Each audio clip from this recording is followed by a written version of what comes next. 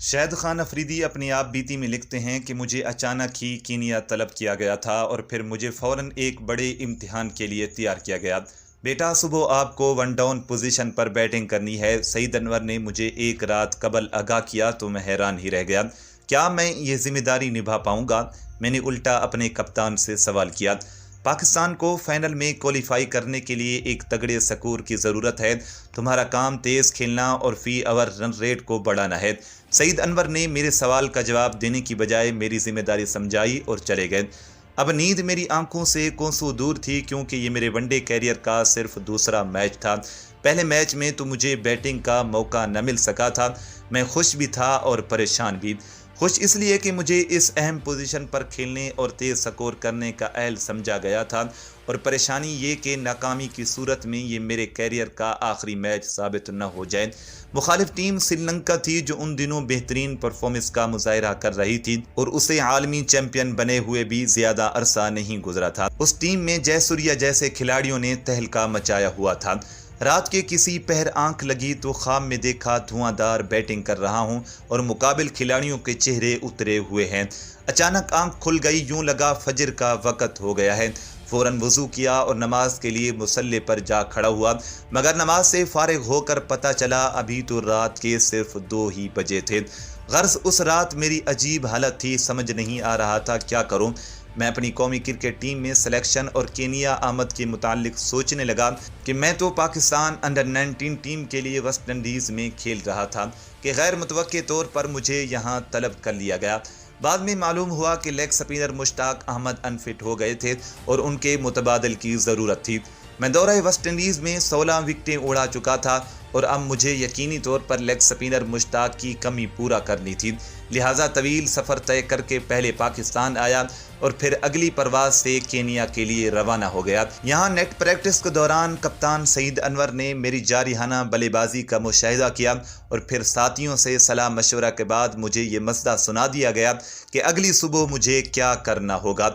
Match کا آغاز ہوا تو کپتان سعید انور اور سلیم الہی نے اننگز اوپن کی۔ اس کے بعد میرا نمبر تھا۔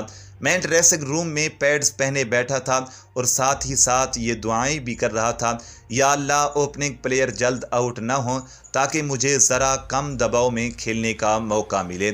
اللہ تعالیٰ نے اپنا کرم کیا اور جب میں بیٹنگ کے لیے گیا تو اس وقت 10 اوورز کا کھیل ہو چکا تھا۔ دلچسپ بات یہ ہے کہ بہت سوں کو تو ابھی مجھ نو عمر بلے باز کا نام بھی صحیح معلوم نہیں تھا۔ جب میں میدان میں گیا تو اللہ تعالیٰ نے ایسا کرم کیا کہ 18 گیندوں پر نصف سنچری سکور کرنے والا مجھ جیسا نوجوان بلے باز ایک گیند کے فرق سے جے سوریا کی تیز ترین 17 گیندوں پر 50 کا عالمی ریکارڈ توڑ تو نہ سکا، مگر 37 گیندوں پر سنچری سکور کر کے ایک نئے ورلڈ ریکارڈ کا مالک ضرور بن گیا۔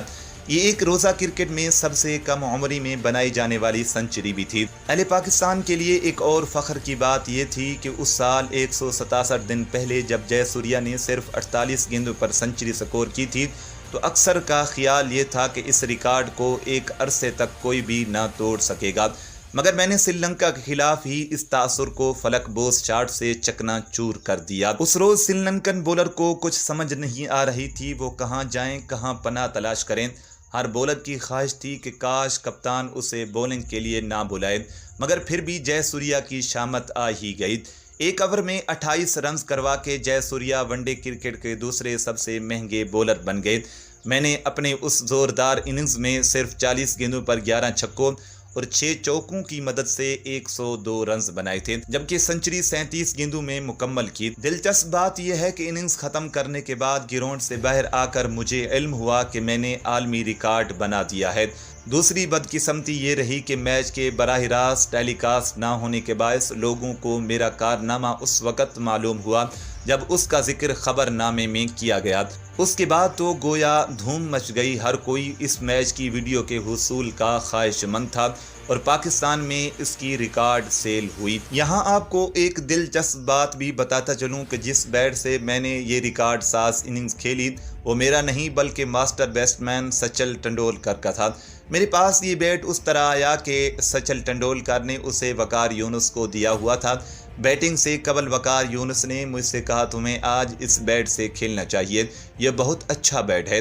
یہ بیٹ مجھے بھی کافی پسند آیا کیونکہ دیکھنے میں بہترین اور کافی کھلا ہوا تھا۔ اب تمام نظریں مجھ پر تھی۔